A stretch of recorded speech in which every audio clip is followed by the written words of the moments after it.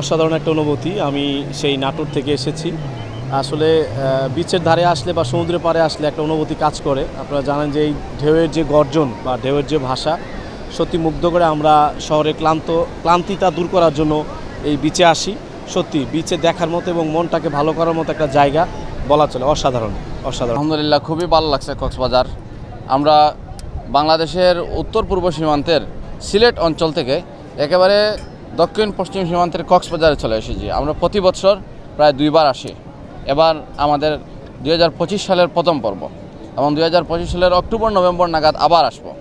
অত্যন্ত ভালো লাগে আমাদের এই কক্সবাজার ভ্রমণ এবং কক্সবাজার সমুদ্র সৈকতে এসে আমরা বাংলাদেশের সকল মানুষের একটা মিলন মেলা দেখতে পাই। আনন্দঘন মুহূর্ত। না, কোনো সমস্যাকে আমরা ফেস করি নাই। অত্যন্ত ভালো লেগেছে। কক্সবাজারের মানুষ অত্যন্ত অতিথিপরায়ণ। আমরা তাদের এই অতিথিপরায়ণ এবং ভালোবাসায় মুগ্ধ, তাদের ব্যবহারে আমরা মুগ্ধ। সবসময় আসি, তাদের ব্যবহারগুলি অত্যন্ত ভালো লাগে। জি, উত্তরবঙ্গ থেকে আসছি কক্সবাজার ভ্রমণ করতে।